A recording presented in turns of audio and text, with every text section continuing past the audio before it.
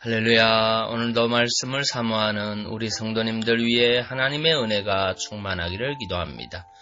오늘의 성경 통독은 계시록 15장에서 16장까지의 말씀입니다. 오늘은 계시록 15장의 말씀을 통하여 이기는 성도는 두 가지 위대한 승전가를 부르게 될 것입니다. 라는 말씀으로 은혜를 나누겠습니다. 오늘의 본문 계시록 15장 3절의 말씀입니다. 하나님의 종 모세의 노래 어린 양의 노래를 불러 가로되 주 하나님 곧 전능하신 이시여 하시는 일이 크고 기이하도다. 만국의 왕이시여 주의 길이 의롭고 참되시도다. 아멘. 계시록 15장은 7 대접재앙의 준비와 관련된 묵시입니다. 3절을 보면 두 가지의 노래가 나옵니다. 곧 모세의 노래와 어린 양의 노래입니다. 그런데 노래를 부르는 자들이 누구입니까? 그들은 세상에서 온갖 수모와 핍박을 받았음에도 불구하고 끝끝내 주 예수께 대한 믿음을 포기하지 않은 성도들입니다. 그리고 그들은 결과적으로 궁극적인 승리를 얻은 자들입니다. 그러한 그들이 이제 하나님의 거룩한 보좌 앞 유리바닷가에 서서 승리를 주신 하나님을 찬양하게 된 것입니다. 그렇다면 승리한 성도들은 당연히 서로 간의 지난 일들을 자랑하거나 자신의 지나온 일들을 이야기할 수도 있지 않았을까요? 사실 세상의 승리자들은 대부분 자신의 업적을 자랑합니다. 자서전을 내거나 사인회를 한다고 난리 법석을 떱니다. 또 그들을 대하는 민중이나 백성들은 그를 찬양합니다. 개선문을 만들고 헌정실을 만들고 그림을 그려서 헌정하고 찬양하는 노래를 만드는 등 일대 혼동 속으로 빠져듭니다. 그러나 승리한 성도들은 스스로를 자랑하지 않습니다.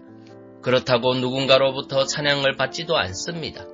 오히려 그들은 위대한 승전가를 하나님께 돌릴 뿐입니다. 그것이 바로 모세의 노래, 어린 양의 노래입니다. 여러분, 우리는 모세의 노래라 하면 홍해를 떠올리게 됩니다. 즉 모세의 노래란 성도들이 부른 찬송의 내용이 출애굽 직후 하나님의 은혜로 홍해를 건너 생명을 보존할 수 있었던 모세와 이스라엘 백성들이 불렀던 구원에 대한 감사의 노래와 흡사했기 때문에 붙여진 이름입니다. 그리고 어린 양의 노래라 하면 그리스도의 십자가를 떠올리게 됩니다. 왜냐하면 어린 양의 노래란 십자가 보혈로서 자신들의 죄와 허물의 멍에를 모두 벗겨주신 어린 양 예수의 구원을 높이 찬양하는 내용이었기 때문입니다. 그런 의미에서 볼 때 승리한 성도들은 자기가 어떤 연유로 승리하게 되었는지를 잘 알고 있었다고 볼 수 있습니다. 다시 말해서 승리한 성도들은 그것이 자신의 공로가 아닌 오직 은혜로 인도하신 하나님과 구원을 베풀어 주신 어린 양 예수로 인한 승리였다는 사실을 알고 있었던 것입니다. 즉 승리한 성도들의 입술은 이제 어린 양께 대한 노래를 부름으로써 모든 영광을 하나님께 돌리고 있는 것입니다.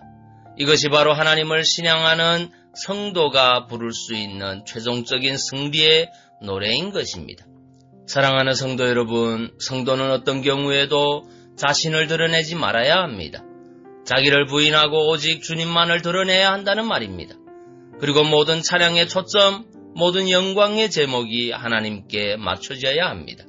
이런 맥락에서 사도 바울은 그런즉 너희가 먹든지 마시든지 무엇을 하든지 다 하나님의 영광을 위하여 하라고 우리에게 권면하고 있는 것입니다.